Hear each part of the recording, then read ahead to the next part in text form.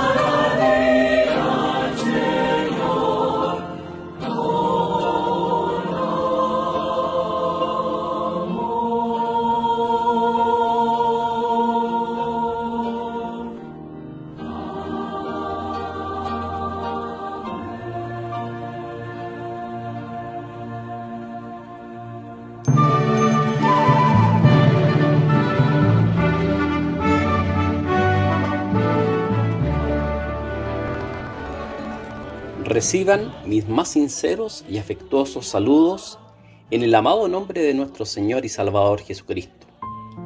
Mi nombre es Pastor Joel Sandoval Enríquez de la Segunda Iglesia Metodista Independiente. Y hoy, en nuestro programa En Espíritu y en Verdad, traeremos un pastor invitado, Pastor Cristian Ceballos Román, de la Iglesia Evangélica Aliancista.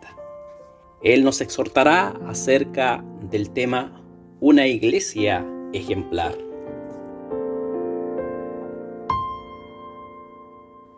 Comparto con ustedes una lectura que se encuentra en Primera a los Tesalonicenses, capítulo 1, versículos 6 al 8. Y vosotros fuisteis hechos imitadores de nosotros y del Señor, recibiendo la palabra con mucha tribulación, con gozo del Espíritu Santo, en tal manera que habéis sido ejemplo a todos los que han creído en Macedonia y en Acaya. Porque de vosotros ha sido divulgada la palabra del Señor no solo en Macedonia y en Acaya, mas aún en todo lugar vuestra fe en Dios se ha extendido, de modo que no tenemos necesidad de hablar nada. Reciban pues la palabra del Señor. Señor Jesús, perdóname si diariamente en amor 1000 veces tenga que pronunciar tu santo nombre sin par. Amor divino anda en mí, la escoria toda al quitar. Consuma todo lo terrenal, preserva lo espiritual. Jesús, Jesús, conmigo sé, en solo, en sombra adorote, deseo un solo galardón, tu dulce aprobación.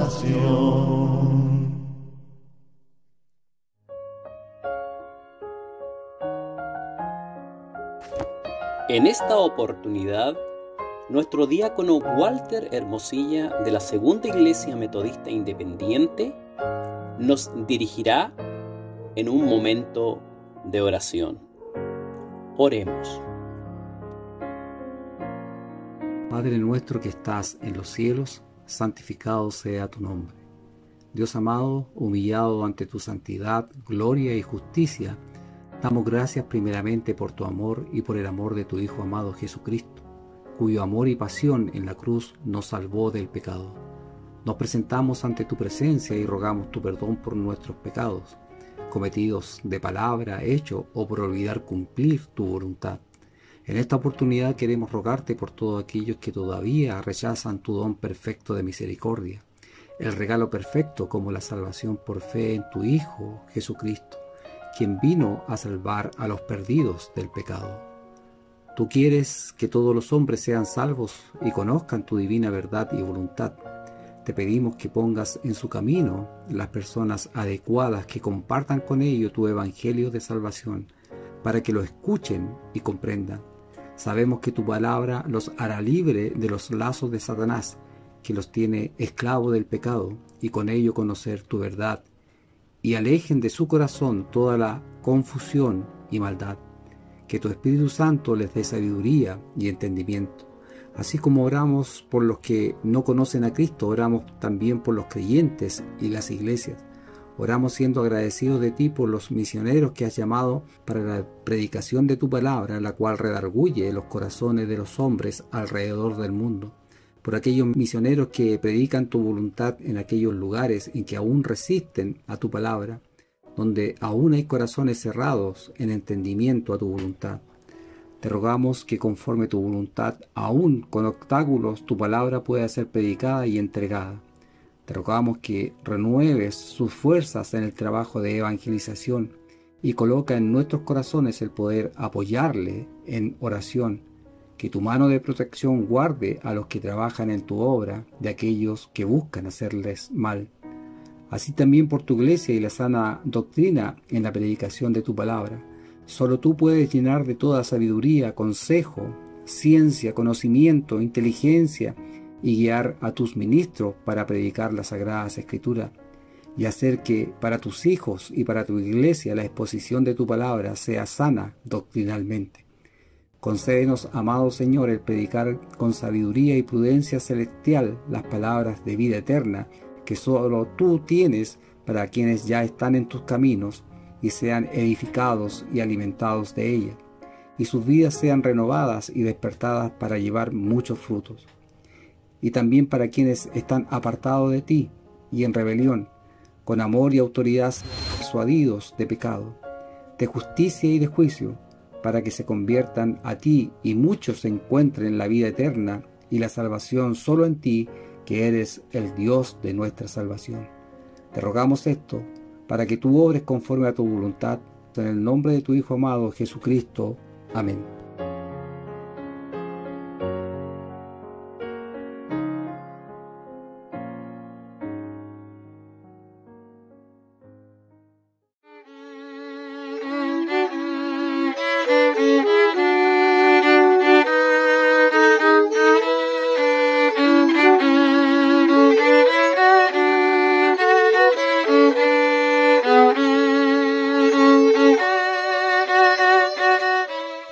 Usted está escuchando En Espíritu y en Verdad, un programa para la predicación de las buenas nuevas y la edificación del cuerpo de Cristo.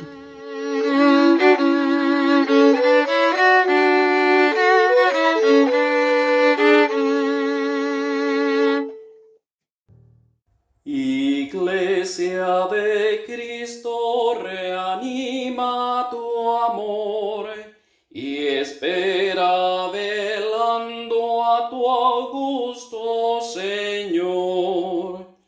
Jesús el esposo vestido de honor, viniendo se anuncia con fuerte clamor. Quien sigue la senda del vil pecador, se entrega en los brazos de un sueño traidor. Mas para los siervos del buen Salvador, velar esperando es su anhelo mejor.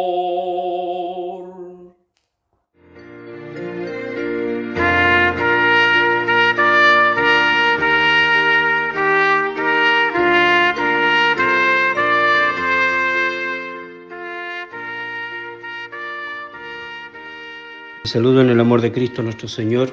Les invito a que busquen en sus Biblias la primera epístola del apóstol Pablo a los tesalonicenses. Le vamos a dar lectura desde el versículo 1 hasta el versículo 10, es decir, el capítulo completo.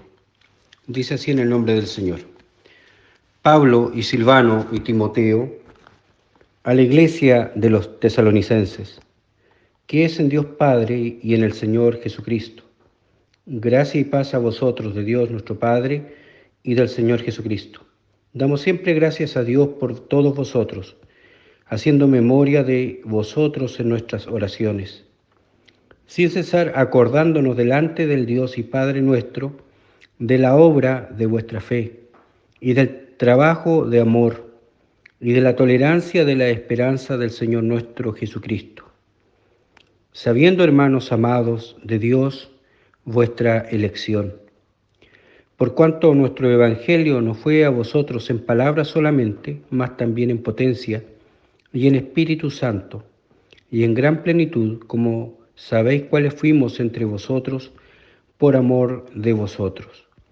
Y vosotros fuisteis hechos imitadores de nosotros y del Señor, recibiendo la palabra con mucha tribulación, con gozo del Espíritu Santo, en tal manera que habéis sido ejemplos a todos los que han creído en Macedonia y en Acaya, porque de vosotros ha sido divulgada la palabra del Señor, no solo en Macedonia y en Acaya, más aún en todo lugar vuestra fe en Dios se ha extendido, de modo que no tenemos necesidad de hablar nada, porque ellos cuentan de nosotros cuál entrada tuvimos a vosotros y cómo os convertisteis de los ídolos a Dios, para servir al Dios vivo y verdadero, y esperar a su Hijo de los cielos, al cual resucitó de los muertos, a Jesús, el cual nos libró de la ira que ha de venir. Oremos. Padre que habita en los cielos, venimos delante de su presencia, con gratitud, con gozo, con alegría, por lo que usted ha hecho en nosotros. Queremos que usted nos bendiga también ahora por esta palabra que ha sido leída, que lo que encontremos en ella sea de gran bendición, de motivación y de corrección también para nuestras vidas. Glorifíquese, Señor, en todos quienes estamos en esta hora presente, en este lugar, de modo que quien expone, Señor, sea guiado por su Espíritu Santo, y quienes la escuchen también sean movidos por su Espíritu Santo a hacer lo que la palabra nos está enseñando. Todo esto lo pedimos en el nombre sagrado de su Hijo bendito, el Cristo de la gloria. Amén y amén. Creo que a ninguno de quienes estamos aquí nos gustaría que alguien tuviera una mala opinión de nosotros. Esto es válido para una persona, también lo es para una familia o una organización. Evidentemente también lo es para una iglesia. Muchas veces escuchamos comentarios tales como este colegio es malo, o esta población es mala, o este hospital es malo, etc. O incluso a veces esta iglesia deja mucho que desear. Pero lo que realmente le da una reputación a todas estas organizaciones no es la entidad en sí, sino las personas que la componen. Es más, la infraestructura, los muebles, los arreglos realzan el lugar, pero el mayor adorno es el que nosotros, usted y yo, mostramos a los demás. Quizás sería bueno que siempre nos estemos preguntando cómo queremos que nuestra iglesia sea conocida. ¿Cómo podríamos ser realmente una iglesia ejemplar? ¿O cómo puedo yo mismo contribuir a que mi congregación goce de buena reputación? En este capítulo, Pablo nos entrega 4 características que se destacaban en la iglesia en Tesalónica y que nos servirán como un buen parámetro de medición. Seguramente más de alguno dirá, las comparaciones siempre son odiosas, pero digamos también que a veces son necesarias. Pablo, en primer lugar, describe a los tesalonicenses como una iglesia activa. ¿Activa en qué? Podríamos preguntarnos. El versículo 3 nos señala 3 aspectos, que son la obra de vuestra fe, el trabajo de amor y la tolerancia de la esperanza. Esas 3 frases son las que encontramos en este versículo 3. Ahora bien, cada una en realidad nos enseña algo importante también a cada uno de nosotros. Si nos vamos y desglosamos cada uno de estos aspectos, nos vamos a dar cuenta que tienen mucho fruto también para nuestras vidas hoy. La obra de vuestra fe quiere decir en realidad que la fe no es solo lo que nosotros decimos que creemos, también es lo que hacemos. Hablar de la fe revela lo que pensamos, pero practicar la fe es darle fuerza y convicción a eso que creemos. Como dice Santiago, el ser hacedores de la palabra aprueba, demuestra nuestra fe. La mejor demostración de la salvación son nuestras obras. Hacemos estas obras no para ser salvos, sino porque ya somos salvos. El mundo en el que vivimos agradecerá que nuestra fe sea algo más que conceptos abstractos y actitudes internas y se convierta en actos concretos. Es decir, lo que el mundo hoy día espera de nosotros, que realmente vivamos conforme a la fe, que seamos convincentes y que seamos coherentes entre lo que decimos y lo que hacemos. El mundo está cansado de la hipocresía, está cansado del cinismo que se ve en todas partes, ya sea en lo político, ya sea en lo artístico, ya sea a lo mejor hasta en aspectos netamente sociales.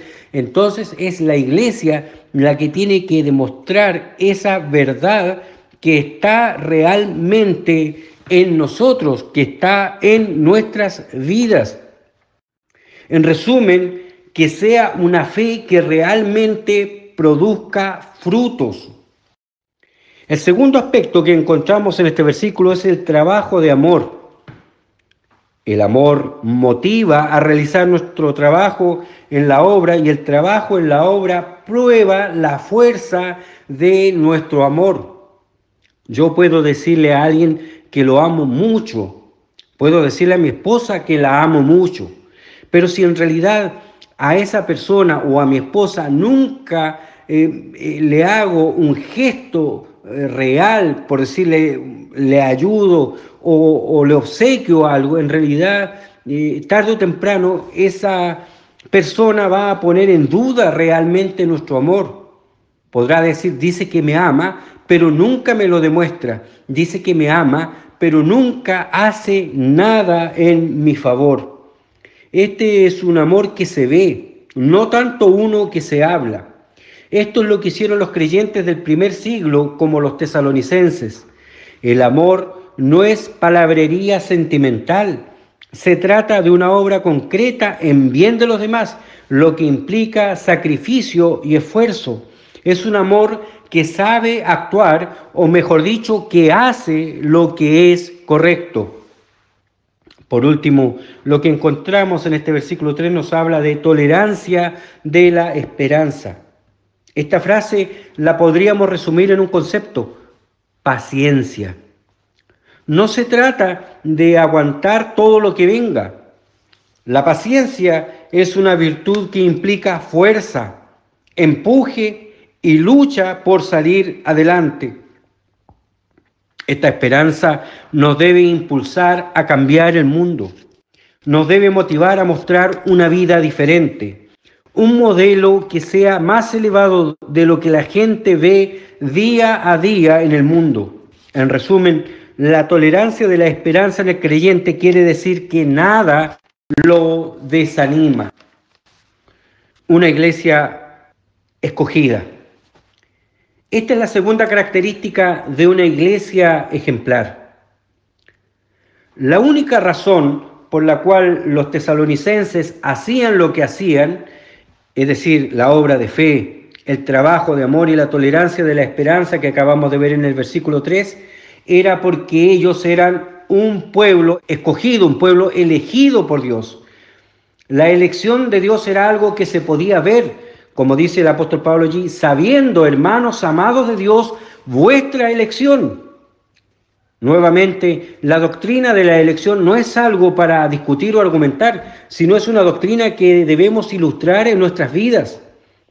Posiblemente el mayor motivo para la acción de gracias de Pablo es la confianza de que sus lectores han sido elegidos y llamados por Dios. La certeza de la elección es una característica de la vida cristiana. Ahora, podemos preguntarnos, ¿cómo se demuestra que uno es elegido? La respuesta también nos la da Pablo, pero en su carta a los Colosenses, capítulo 3, versículos 12 al 14.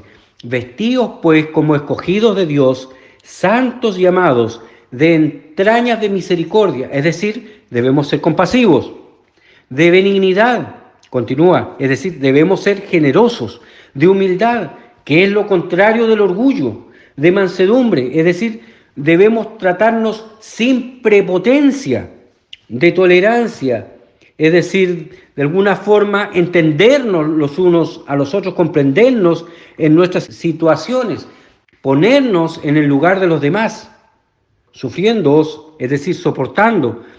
De alguna manera, el concepto soportar acá no quiere decir que existe una persona que a lo mejor ya no nos soporta y nos dice, ya no te soporto. No, este soportar tiene que ver con empujar, con impulsar, con ayudar a las personas. Y luego dice también perdonando los unos a los otros. Si alguno tuviere queja del otro de la manera que Cristo os perdonó, así también hacedlo vosotros. Y sobre todas estas cosas, vestidos de caridad, la cual es el vínculo de la perfección.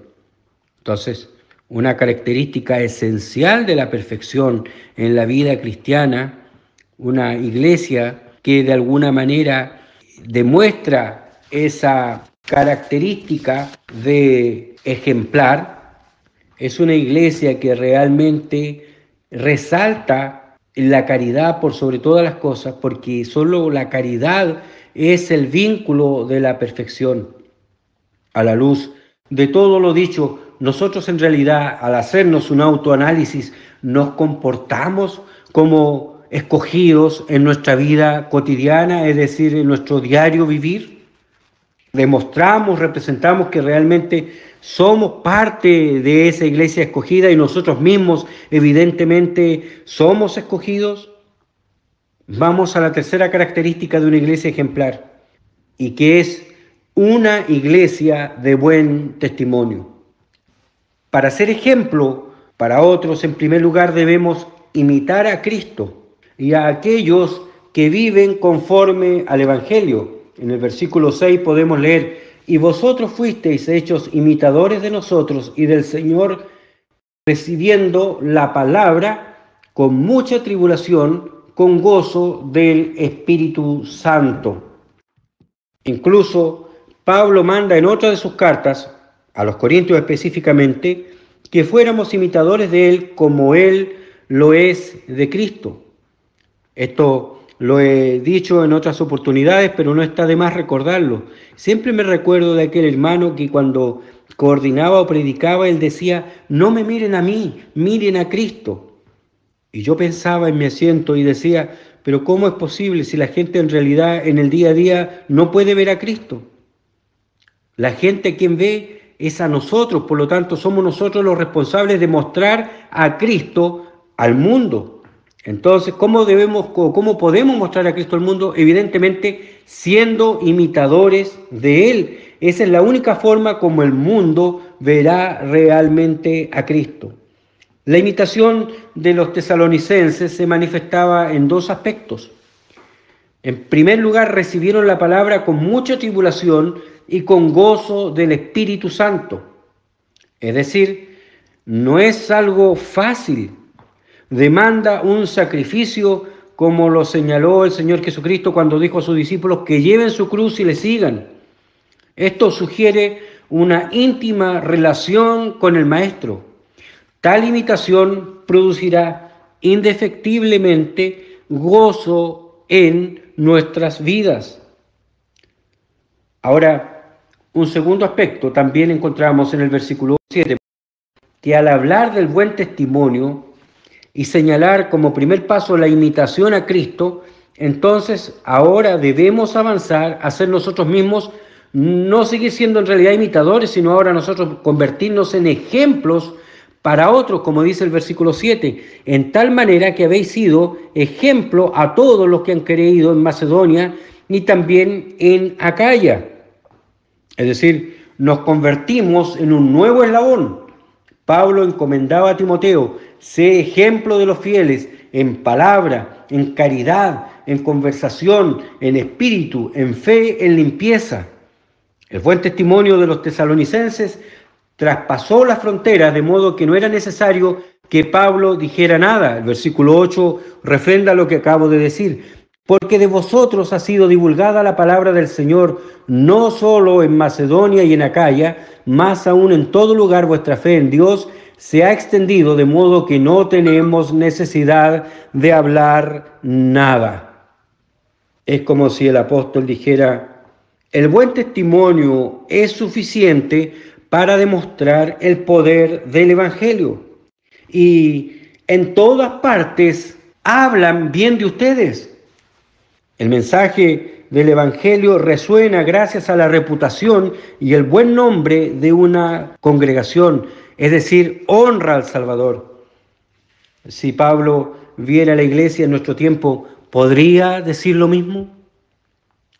Cuarto y último punto que describe una iglesia ejemplar.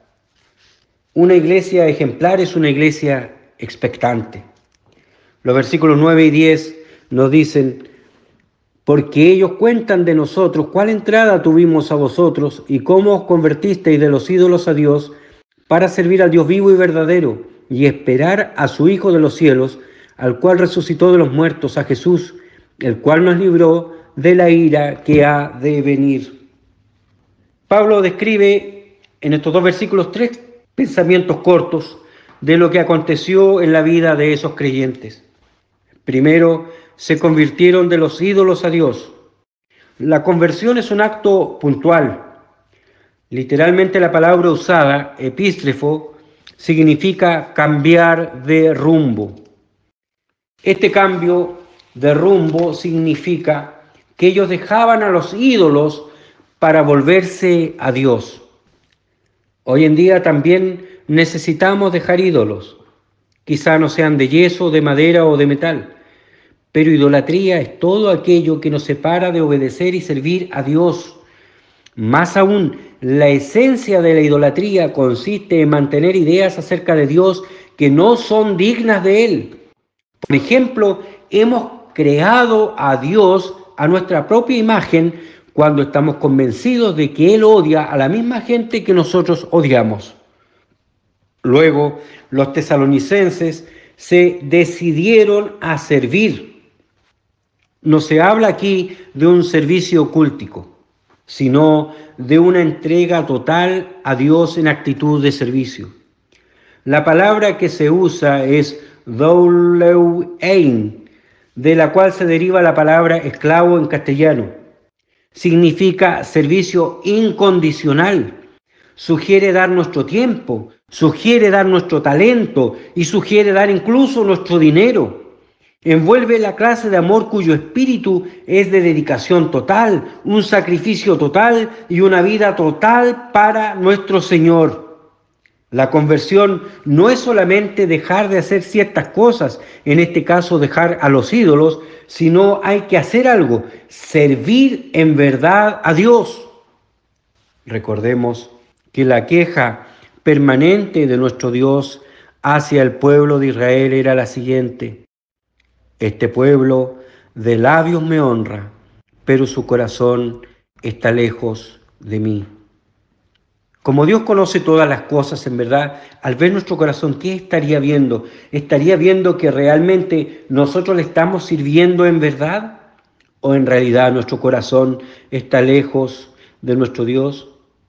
Recordemos que el Maestro les dijo en una oportunidad a sus discípulos: donde estuviere vuestro tesoro, allí también estará vuestro corazón.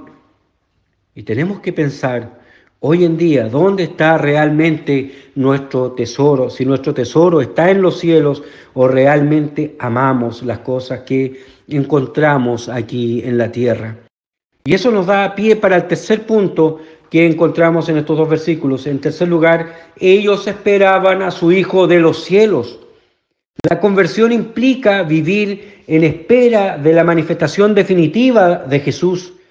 El verbo traducido esperar, anameno, implica estar firme, pero mirando hacia adelante con paciencia y confianza a la aparición del gran Rey y del gran Señor de señores. Pueden esperar a Dios con confianza solamente los que se han convertido, solamente quienes han dejado sus ídolos y ahora sirven fielmente al Señor.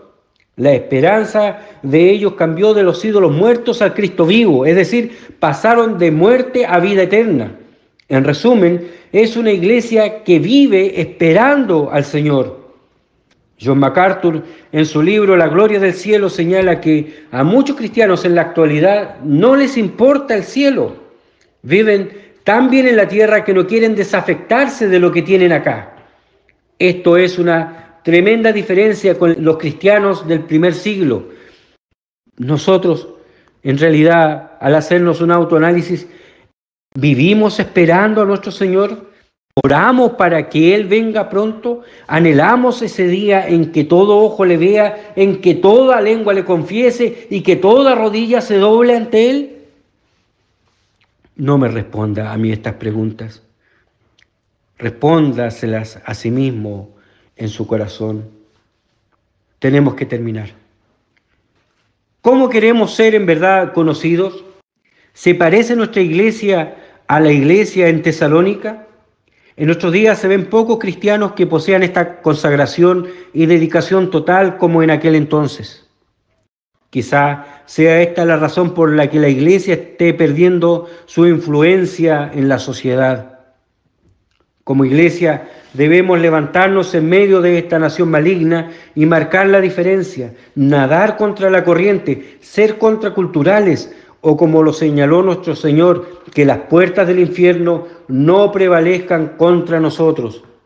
O como nuestro gran Dios le dijo en una oportunidad al profeta Jeremías, que ellos se conviertan a ti, no que tú te conviertas a ellos.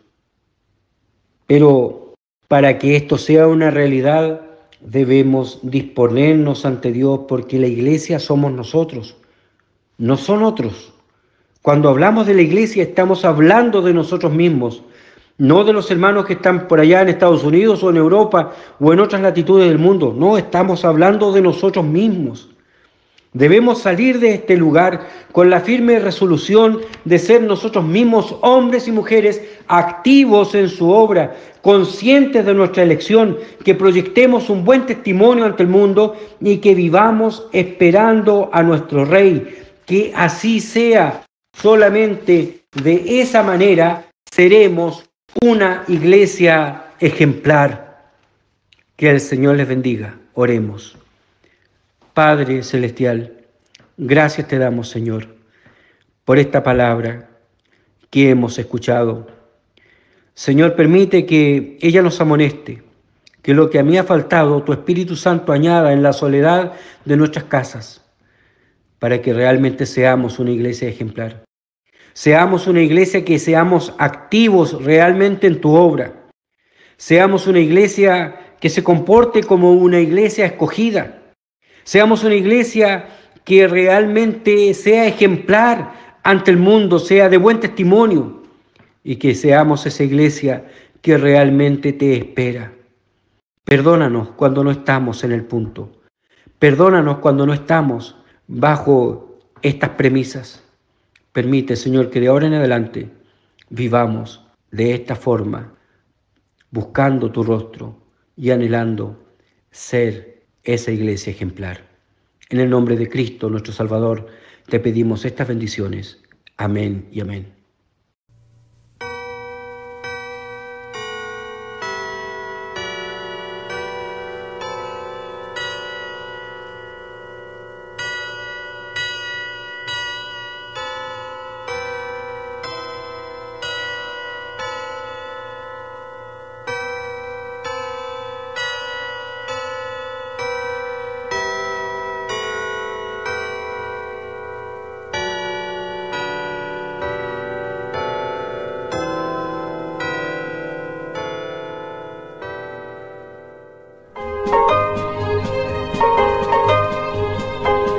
Hasta aquí, la Iglesia Metodista Independiente ha presentado En Espíritu y Verdad.